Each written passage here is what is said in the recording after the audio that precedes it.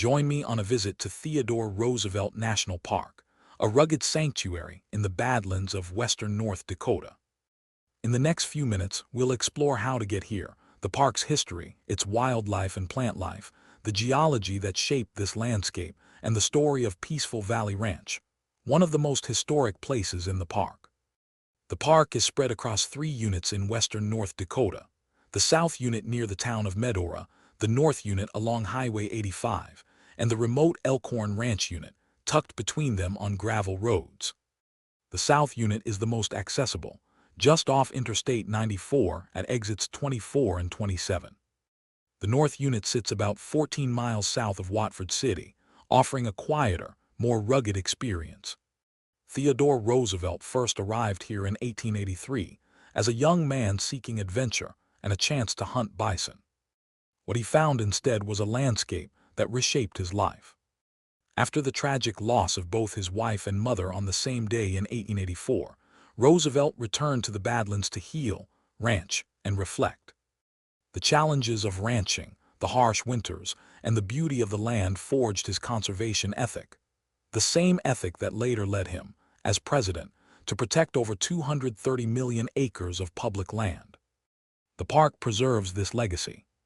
The Maltese Cross Cabin, Roosevelt's first ranch home, stands near the South Unit Visitor Center. His more remote Elkhorn Ranch site, where he wrote many of his conservation ideas, remains a quiet, windswept place, unchanged enough that Roosevelt himself would still recognize it. The park's 3 units offer dramatically different experiences. The South Unit features a 36-mile scenic loop road with overlooks, trailheads, and sweeping views of the Badlands. The North Unit is more rugged, with deep canyons, towering buttes, and fewer crowds. And the Elkhorn Ranch Unit offers solitude, a place where the only sounds are wind, birds, and the rustle of cottonwoods along the Little Missouri River. Theodore Roosevelt National Park is one of the best wildlife watching destinations in the Great Plains. Bison roam freely across all 3 units, often grazing near the roadsides. Wild horses, descendants of early ranching stock, move in small bands across the hills, adding a sense of frontier spirit to the landscape. Prairie dog towns stretch across the flats, their constant chirping filling the air like a living soundtrack. You may also spot pronghorn, the fastest land animal in North America, as well as mule deer, white-tailed deer, elk, bighorn sheep, coyotes, and an incredible variety of birds. Golden eagles soar above the cliffs, while meadowlarks, North Dakota's state bird, sing from fence posts and sagebrush. The park protects one of the largest remaining stretches of northern mixed grass prairie, a diverse ecosystem filled with hardy grasses and wildflowers.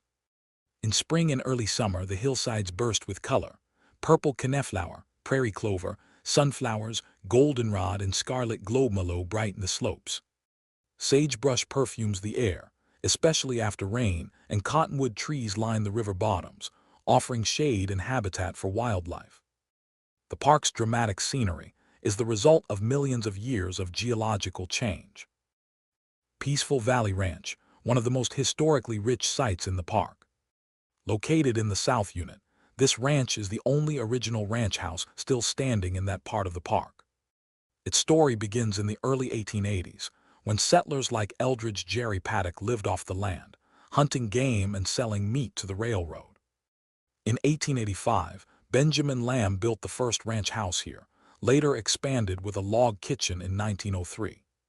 But the ranch truly came into its own in 1915, when the Olson family purchased it and transformed it into one of North Dakota's earliest dude ranches.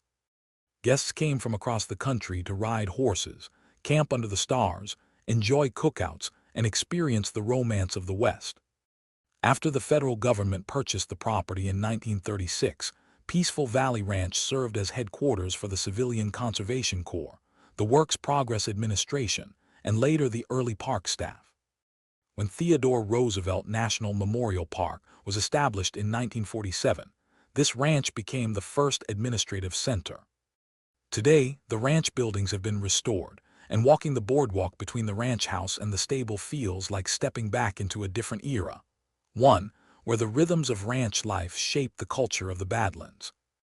Theodore Roosevelt National Park is a place where history, geology, wildlife, and wide open prairie come together in a landscape unlike any other. Whether you're watching bison graze at sunset, hiking through colorful buttes, or standing quietly at peaceful Valley Ranch, you're experiencing the same beauty that inspired Roosevelt's lifelong commitment to conservation. It's a place where the past feels alive, the land feels timeless, and the spirit of the American West still echoes across the hills. Thanks for watching. Please consider liking and subscribing.